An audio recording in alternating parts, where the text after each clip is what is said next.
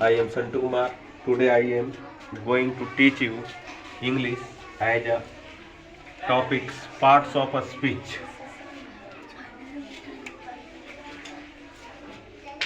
Parts of a speech किसे कहते हैं? तो लिखा गया है कि अंग्रेजी भाषा में जितने भी शब्द हैं उन्हें वाक्यों में कार्य एवं प्रयोग के विचार से 8 भागों में बांटा गया है। इनमें से प्रत्येक भाग को पार्ट्स ऑफ अ स्पीच कहते हैं। आइए इसको इंग्लिश में इसका परिभाषा को देखते हैं। लिखा है all the English words are divided into 8 classes according to their function. Each group is called parts of a speech. कहता है, और ये जो इनके 8 ग्रुप में जो बांटा गया है वो निम्नलिखित है। निम्नलिखित यानी नीचे लिखा हुआ है, ठीक ना। सबसे पहला है नाउन। क्या है? नाउन यानी कि संज्ञा। क्या है? संज्ञा। उनका एक भाग हो गया संज्ञा। दूसरा भाग क्या है? प्रोनाउन। अंग्रेजी में इसको प्रोनाउन बोलते हैं, हिंदी में से क्या बोलते हैं? सर्वनाम। क्या बोलते हैं? सर्वनाम। उसके बाद है एडजेक्टिव। क्या है? एडजेक्टिव। हिंदी में इसको विशेषण बोलते हैं। क्या बोलते हैं बाबू? ठीक। उसके बाद है वर्ब। क्या है? हिंदी में इसको क्रिया बोलते हैं। क्या बोलते हैं? क्रिया। उसके बाद है एडवर्ब। क्या है? जिसको हम लोग क्रिया विशेषण बोलते हैं नहीं। उसके बाद है प्रीपोजिशन। क्या है? हिंदी में इसको बोलते हैं संबंध बोधक अवयव। क्या बोलते हैं? उसके बाद है कंजक्शन। क्या है? हिंदी में इसको समुच्चय बोधक अवयव बोलते हैं। क्या बोलते हैं? उसके बाद है इंटरजेक्शन। क्या है? हिंदी में इसको विसंवादी बोधक अवयव बोलते हैं। क्या बोलते हैं? अब देखिए हम लोग पढ़ते हैं कि संज्ञा क्या है? यानी नाउन। अब नाउन किसको कहते हैं? किसी भी व्यक्ति, वस्तु, स्थान, भाव, नाम को हम लोग क्या कहते हैं? संज्ञा कहते हैं। तो देखिए यहाँ एक सेंटेंस के थ्रू समझाने का प्रयास किए हैं, ठीक ना। यहाँ लिखा है I love my country. I love my country. इसका हिंदी होता है मैं अपने देश से प्रेम रखता हूँ या प्रेम करता हूँ, ठीक ना।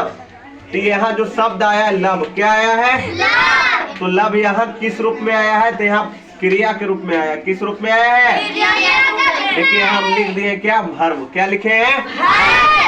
उसके बाद लिखा है कि she is my love. She is my love. वह मेरा प्यार है। नहीं, किसके बारे में ये कह रहा है? किसके बारे में? इंडिया के बारे में कह रहा है। किसके बारे में कह रहा है? इंडिया के बारे में। जो सी आया है ना वो किसके बदले आया है? इंडिया के बदले आया है। किसके बदले आया है? इसे। तो जो शब्द संज्ञा के बदले आते हैं उन्हें क्या कहते हैं? उन्हें सर्वनाम कहते हैं। उन्हें क्या कहते हैं? सर्वनाम। तो यहाँ देखिए लव जो है वो क्या है?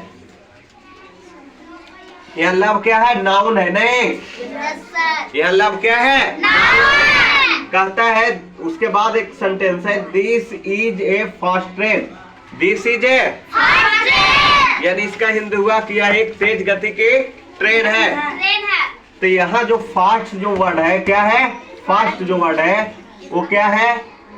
वो ट्रेन की विशेषता बतला रही है। नहीं, ट्रेन की विशेषता बतला रही है यानी ये एडजेक्टिव है। क्या है? एडजेक्टिव है। उसके बाद एक चौथा सेंटेंस है, उसमें लिख रहा है द बॉय रन्स फास्ट। लड़का तेज दौड़ता है। लड़का तेज दौड़ता है। तो यहाँ जो फास्ट है देखिए वही फास्ट यहाँ आया तो अलग रूप में प्रयुक्त हुआ है। यहाँ एडवर्ब के रूप में प्रयोग हुआ है। नहीं, तो एडवर्ब किसको कहते हैं? एडवर्ब का हिंदी होता है क्रिया विशेषण। क्या होता है? क्रिया विशेषण। यानी कि क्रिया की विशेषता बतलाने वाले शब्द को क्रिया विशेषण कहते हैं। तो यहाँ बता रहा है कि लड़का तेजी से दौड़ता है। कैसा दौड़ता है? तेजी से। यानी लड़का तेज दौड़ता है, तो उसमें क्या है, यहाँ जो फास्ट है वो क्रिया की विशेषता बतला रहा है, इसलिए क्या है, एडवर्ब है यानी क्रिया विशेषण है। उसके बाद एक लिखा है एक sentence, he is playing in the field, he is playing in the field, वह मैदान में खेल रहा है। इसका हिंदी क्या होगा बाबू, वह मैदान में खेल रहा है। इसमें जो इन आया है वो क्या है, इन प्रीपोजिशन है, वो लड़का को खेत से मैदान से क्या बतला रहा है, संबंध बतला रहा है कि लड़का जो खेल रहा है वो कहाँ खेल रहा है, तो मैदान में खेल रहा है। उसके बाद एक सेंटेंस है, प्लीज कम इन, कृपया अंदर आइए, प्लीज कम इन, कृपया अंदर आए। यहाँ जो इन है, यहाँ देखिए, यहाँ जो इन था पहले वो प्रीपोजिशन के रूप में प्रयुक्त हुआ था, और यहाँ जो इन है वो क्रिया विशेषण के रूप में प्रयुक्त हो रहा है, ठीक ना। अतः ऐसे शब्दों को ध्यान पूर्वक वर्गीकरण करें।